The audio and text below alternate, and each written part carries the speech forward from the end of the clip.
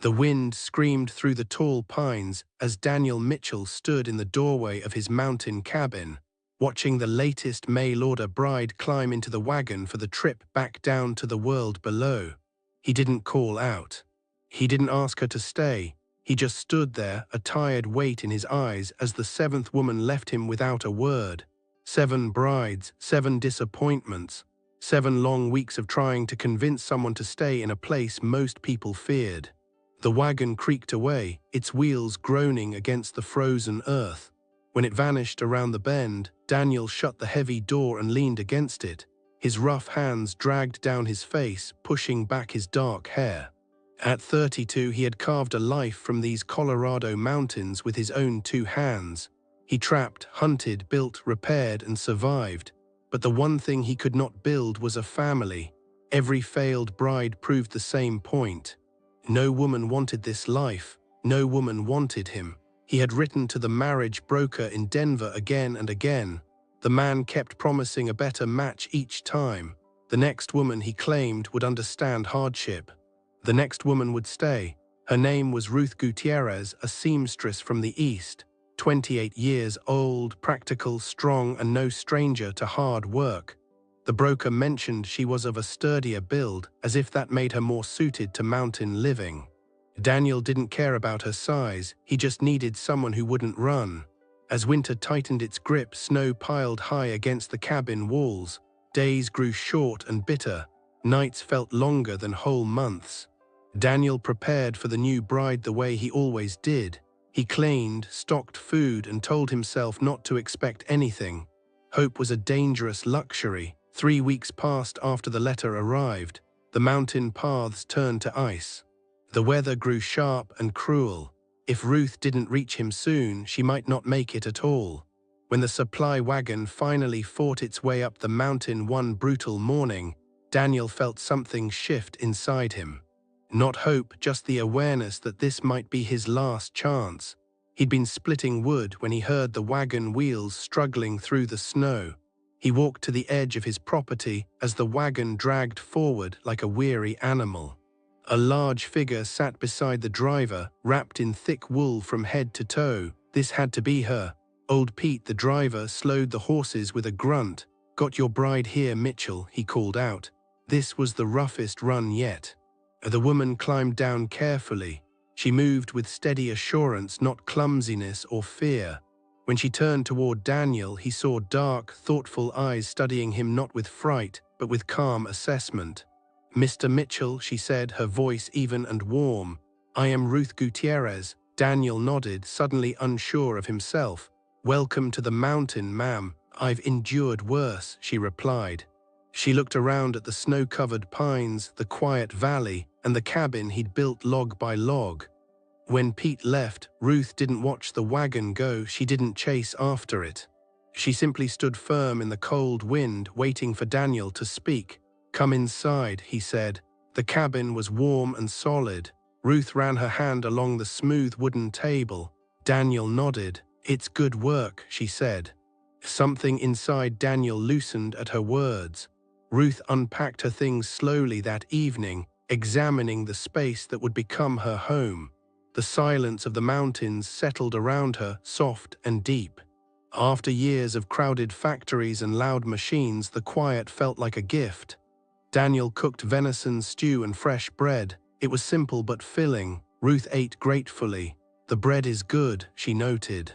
"Had to learn," Daniel said, slightly embarrassed. "I can bake, I can sew, I can preserve food." Daniel watched her with a look he hadn't given anyone in a long time. "It's not about earning your keep." Their first week was calm and steady.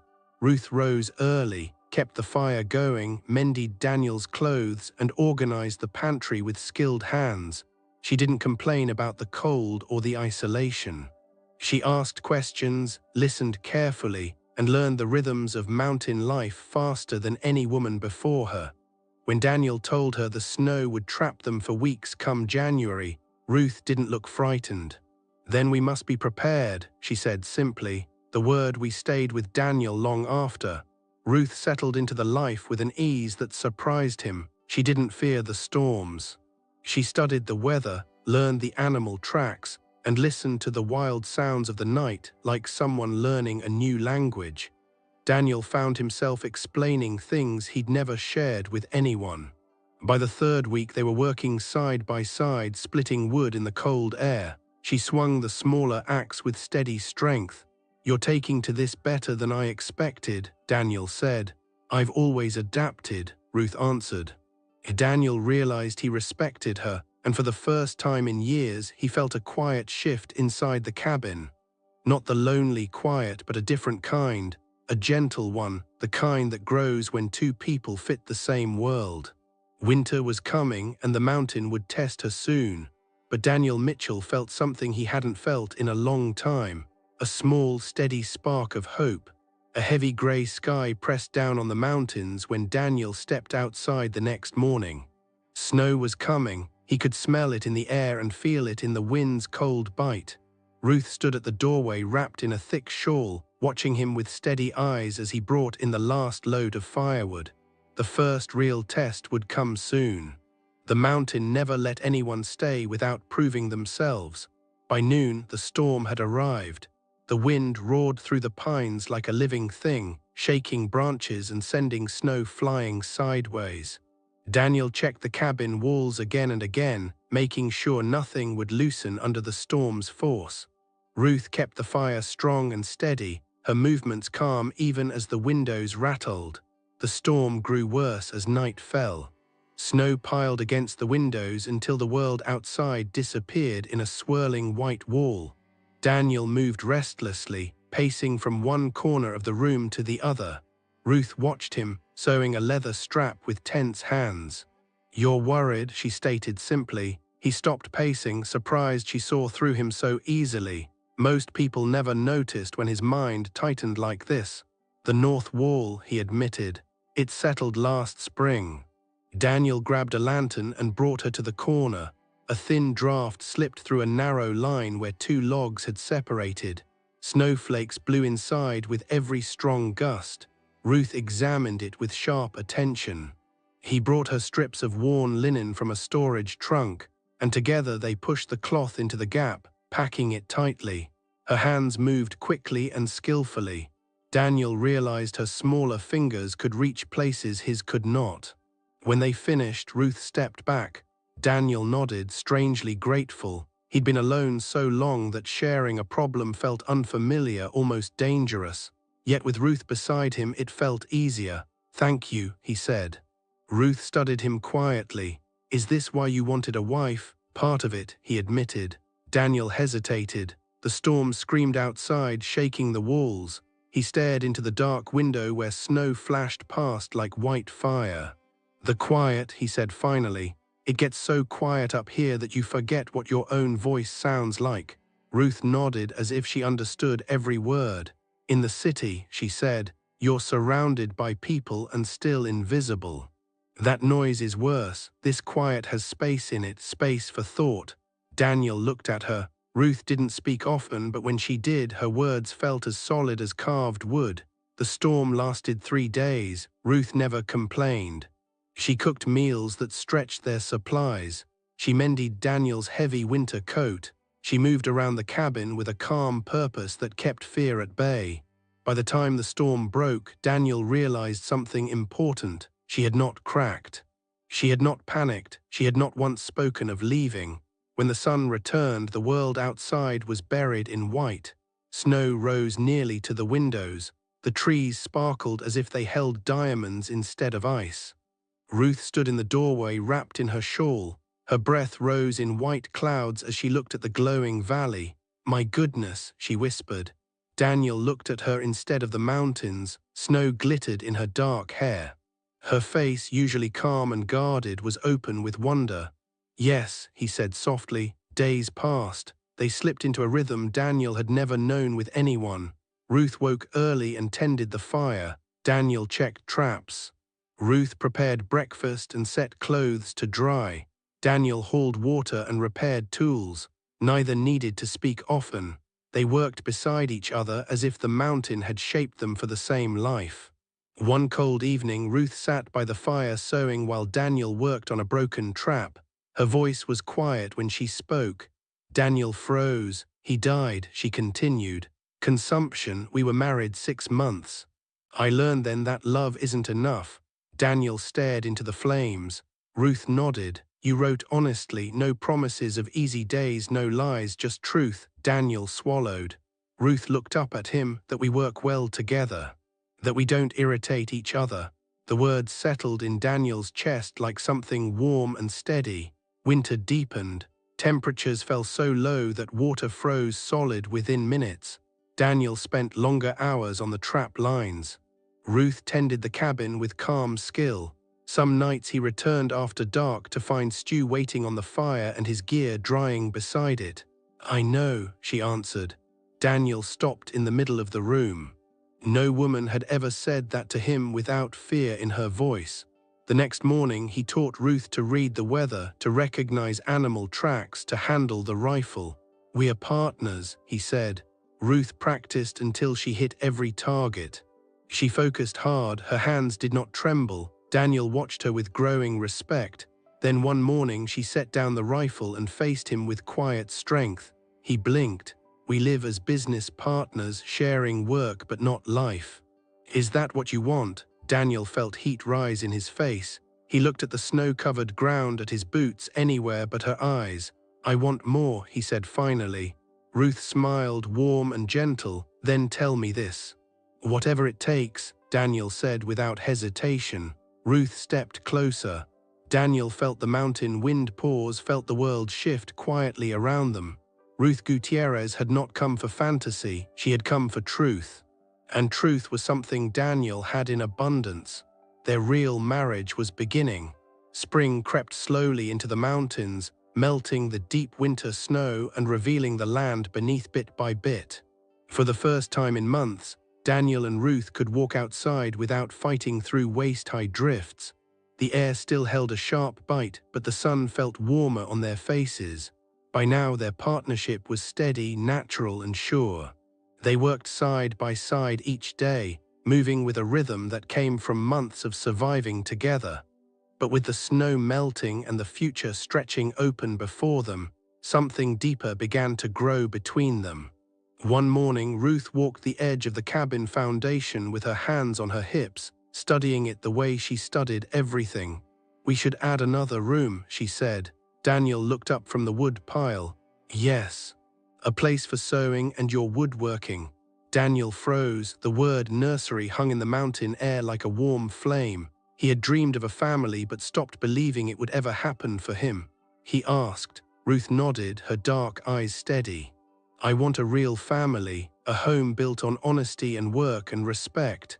Daniel felt the truth rise from the deepest place inside him. That settled it. They began the project that afternoon. Daniel cut timber while Ruth helped measure and plan. She held boards steady, hauled smaller logs, mixed chinking, and offered clever ideas that made the work easier. Daniel found himself smiling more than he had in years. When the first supply wagon of the season arrived, old Pete climbed down and stared at the construction with wide eyes. Well, looks like you two are settling in for good, he said. Daniel rested a hand on Ruth's shoulder. Ruth gave a firm nod. Pete chuckled and unloaded parcels. Among them was a letter from the marriage broker asking if Daniel still needed more candidates. Ruth read it and shook her head. Tell him we are done, she said. Daniel mailed back, no more candidates needed. That night, as they sat on the porch watching the sky turn gold, Daniel felt a peace he had never known. Ruth leaned against him, warm and solid. He asked. Never, she said. Summer brought long days of steady work. Ruth's garden grew strong under her careful hands. Daniel's trap lines ran smooth. They shared stories, shared plans, shared quiet evenings by the fire. Nothing felt forced. Nothing was uncertain. Their lives fit together like two pieces carved from the same rough wood. Visitors were rare, but one traveling preacher stayed for supper on his way through the mountain pass. He watched the way Daniel and Ruth moved around each other, passing tools, finishing each other's thoughts, working like two souls who had been together their whole lives. You two have something rare, the preacher said. Ruth smiled. We built this on purpose, on work. Daniel nodded. The preacher left the next morning, but his words stayed with them. Ruth asked that night. Daniel looked at her across the firelight. I think we built something stronger than most people ever find. Autumn brought color sweeping across the mountains. Orange, gold, and deep red lined the hillsides as Daniel and Ruth prepared for their second winter together. Their movements were practiced now. Their plans were efficient. They knew exactly how to divide the work without speaking a word. One evening, as Ruth knitted by the fire, she said softly, "I've been thinking about the women who came before me." Daniel looked up from the harness he was repairing.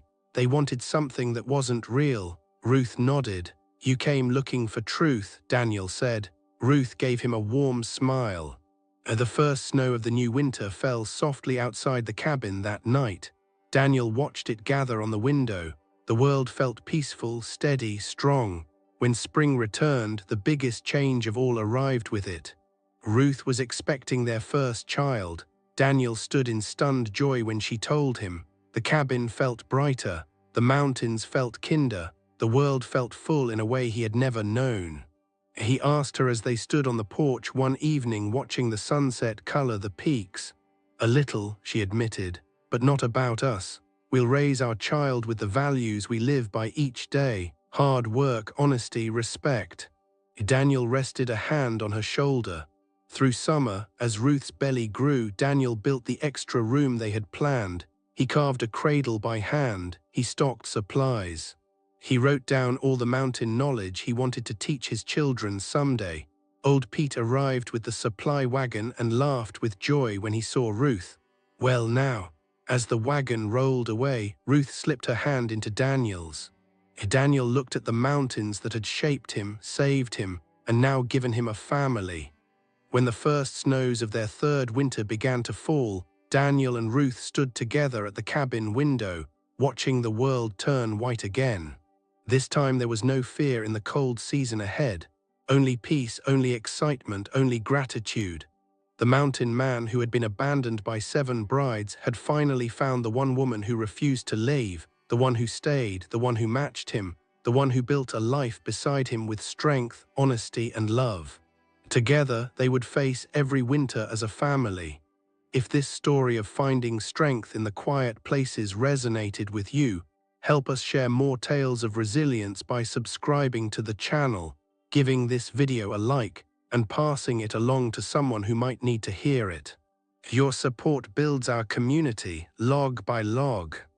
Udit, Ruth gave him a warm smile. Everything worked out exactly right. The first snow of the new winter fell softly outside the cabin that night. Daniel watched it gather on the window. The world felt peaceful, steady, strong. When spring returned, the biggest change of all arrived with it. Ruth was expecting their first child. Daniel stood in stunned joy when she told him. The cabin felt brighter. The mountains felt kinder. The world felt full in a way he had never known. "Are you scared?" he asked her as they stood on the porch one evening watching the sunset color the peaks. "A little," she admitted, "but not about us.